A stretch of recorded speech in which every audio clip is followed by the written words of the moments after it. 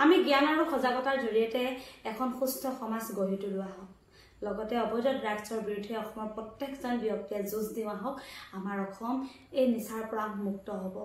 আজি এসপ্তাহ হৈছে আমাৰ অসমৰে কেইবাজনো জনাশুনা ব্যক্তিয়ে এটা এপছ উলিয়াইছে নাম হৈছে ৰিকন ইনফিনিটি যত আপোনালোকে ইয়াৰ সকলোখিনি তথ্য পাই থাকিব ড্ৰাগছ খালে কেনেকুৱা লক্ষণ হয় ড্ৰাগছ খোৱাৰ পাছত কেনেকুৱা অশান্তি হয় আৰু ড্ৰাগছ খাই আহিলে যে যুৱক বা যুৱতীয়ে যেতিয়া ড্ৰাগছ সেৱন কৰে তেতিয়া তাৰ লক্ষণসমূহ কেনেকুৱা হয় আৰু নাম হৈছে ৰিকন ইনফিনিটি প্লে ষ্টৰত আপোনালোকে ডাউনলোড কৰি ৰেজিষ্টাৰ কৰি ল'ব পইচা পাতিৰ কোনো এটো পইচা পাতিৰ এপছ নহয় যিদৰে আপোনালোকে ফেচবুক ইউটিউব ইনষ্টাগ্ৰাম চলাইছে সেইদৰে আপোনালোকে ৰিকন ইনফিনিটি চলাই আপোনালোকে আপোনালোকৰ সন্তানটিৰ জীৱন বচাব পাৰিব বৰ্তমান সময়ত অসমৰ চুকে কোণে এনেকুৱা এটা ভয়াৱহ ৰূপ লৈছে ড্ৰাগছ সেৱন আৰু একেবাৰে সৰুৰ পৰা ডাঙৰলৈকে এতিয়া ঠায়ে ঠায়ে উঠি অহা নৱপ্ৰজন্ম যিবিলাক সৰু সৰু ল'ৰা ছোৱালী আছে গোটেইখিনিয়ে এতিয়া ড্ৰাগছ নিচা লৈ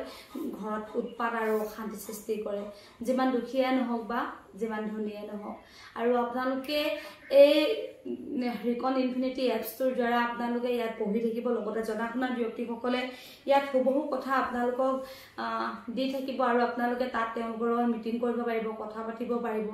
আৰু অসমৰ প্ৰত্যেকজন সচেতন ব্যক্তিয়ে এই প্লে ষ্টৰত গৈ আপোনালোকে এইটো ৰেজিষ্টাৰ কৰি ল'ব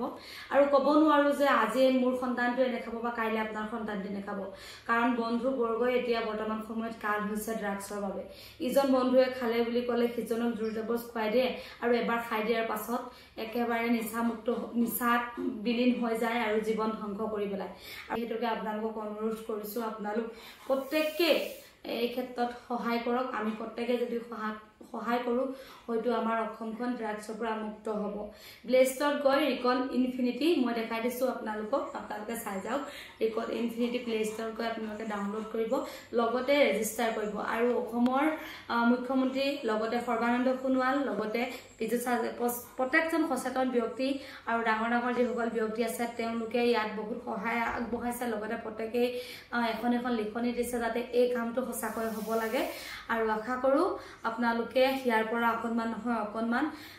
আৰু যিমান নিজৰ জ্ঞান আছে আপোনালোকে নিজৰ জ্ঞানো মিলাব পাৰিব লগতে তাৰ পৰাও আপোনালোকে জ্ঞান আহৰণ কৰিব পাৰিব আহক তেনেহলে আমি প্ৰত্যেককে ডাউনলোড কৰো ৰেজিষ্টাৰ কৰো